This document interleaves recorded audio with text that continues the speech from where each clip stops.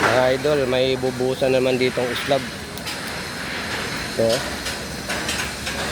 okay naman na, may nakakabit ng abang sa electrical.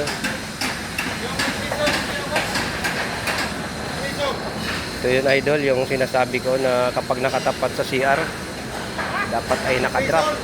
Ayan o, nakadrop siya. Malalim nga yung drop niya o. 15.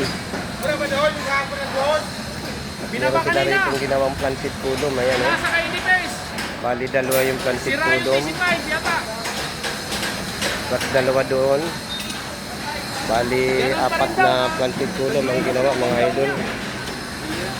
Nagbago yung plano nila rito kasi ito ayan o. Yung kulong na malaki naka-terminate. Ayan mga idol. Kaya nangyari, nag-planted kulong sila rito. Ayan. Ito yung na-terminate na kulong. Ayan. Pinalitan ito. Inilagay dito sa bandang gilid, malapit sa firewall. Ayun. At meron din dito ang dalawa. Ito. At meron nakalagay na tindles. Ayan. Tindles yan mga idol.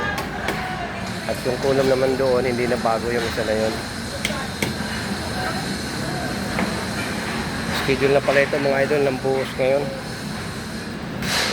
Ang ginamit ditong bakal ay D12 rin. At may extra din siya na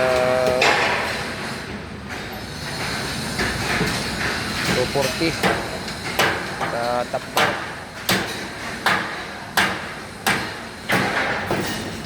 Yung latag ng bakal mga idol, one way din lang ito. Ayan na, yung nakaabang na yung tubo para magbuhos o magsusupply ng konkreto. Ayan na mga idol.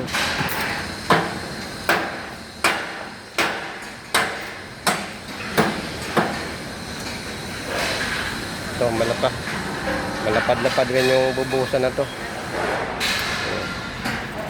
Ayan o. Area niya ng bubuhusan mga idol. Lapad-lapad rin. Kaya nga pala mga idol, kapag duman ito sa inyong mga wool, support guys sa aking YouTube channel, Arya Vlog. At ganun din sa aking Facebook page, Kabakal Vlog. At dito rin naman sa biga na to, ang girder nito, meron din siyang extra sa top bar. Kaya lang yung banda rito naka-eskwala. Ayan, naka-eskwala na. Doon sa may nakadrop, kasi ito nakadrop na to, mga linya to ng tubig. Ayan o. Mga tawag nito, floor drain. Ayan. Itago siya sa ilalim yung tubo na yan. Yung abang na yan mga idol, para sa tubig. Ito pa rin yung isang kulom na naka-terminate oh. At yun ang ipinalit, yung planted kulom na maliit. Ganun din doon sa kabila. Ayan, terminate din. Tapos doon din yung kabila, ginagawa pa yung isa pang planted kulom. Binago nila yung drawing siguro nito, nirevise. Kaya ayun ang ginawa, nag-planted kulom sila dyan, niliitan mga idol.